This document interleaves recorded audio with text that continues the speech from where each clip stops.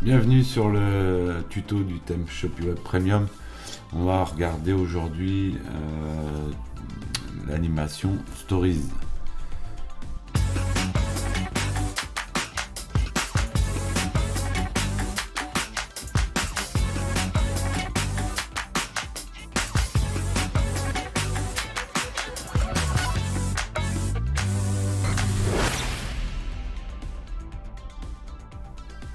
Alors la story animée c'est quoi? On va aller voir ici dans personnaliser et vous trouverez ici une sorte de stories animée à la façon un petit peu Instagram. Donc ici story animée, on va aller déjà dans les réglages, donc aller tout en haut. Bien sûr vous pouvez la déplacer où vous voulez, en dessous du diaporama, peu importe, c'est une section donc on peut la mettre où on veut. Là on va la remettre en haut. Hop, on va rentrer dans les réglages, les paramètres de base. Donc les paramètres de base, bien sûr on peut régler l'arrière-plan, donc principal, ça peut être primaire, secondaire, blanc, clair, sombre et core body. Je vous rappelle que tous ces réglages là sont dans les settings de couleur ici, à laquelle vous avez déjà prévu votre couleur principale, votre couleur secondaire, le clair, le sombre, le body et le texte. Ensuite on peut mettre un dégradé sur l'arrière-plan, donc comme c'est expliqué ici, ne s'applique pas aux couleurs claires. Donc si c'est des couleurs par exemple comme ça fonctionnera pas le dégradé. Si par exemple vous mettez une couleur sombre, le dégradé fonctionnera. Donc là on va laisser clair. Ensuite libellé de la liste, donc là c'est pour des questions de référencement ou d'analyse de Google. C'est bien de noter à quoi correspond cette story animée. Les items, donc la largeur, hauteur d'image 80, on pourrait mettre par exemple 100, ce qui grossit les images. Là, on va laisser à 80. La largeur du trait qui tourne autour de 4, ce qui grossit le trait. Le début de la couleur du trait, donc c'est-à-dire le début à laquelle il va tourner, et la fin de la couleur du trait, dans quelle couleur il doit terminer.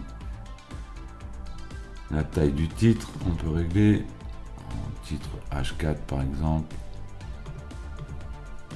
H6, ou alors en texte petit, super petit. La visibilité, donc affiché sur mobile, sur tablette ou sur bureau. Si on ne le veut pas sur le bureau, on le décoche, il n'existe plus sur le bureau. Sur mobile, le rendu est en forme de slider, donc il suffit de passer par la droite pour y accéder.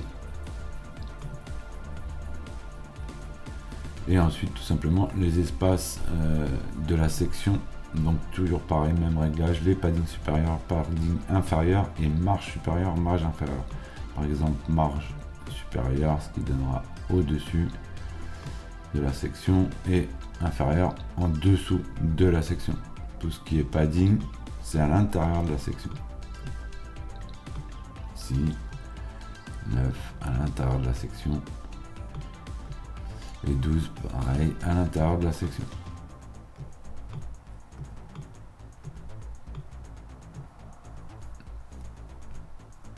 Voilà pour les réglages généraux de la story animée.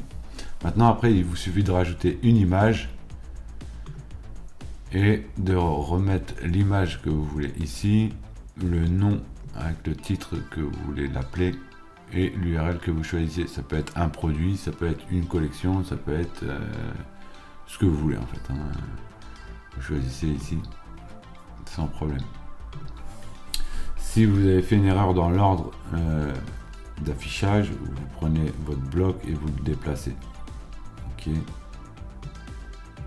S'il y en a un que vous voulez éteindre, je rappelle qu'à chaque fois il y a un petit œil partout sur les blocs et les sections qui permet d'éteindre et de ne pas afficher le bloc ou la section.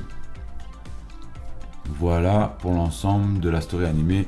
À savoir aussi que si vous cliquez sur une story animée, il y a un script qui vous permet d'enregistrer que vous êtes déjà allé voir. Si par exemple je vais voir les bracelets, voilà, et que je retourne sur l'accueil, on verra que l'entourage a disparu. C'est uniquement pour montrer à l'utilisateur qu'il a déjà été voir la partie des bracelets. Voilà pour la story animée. À bientôt.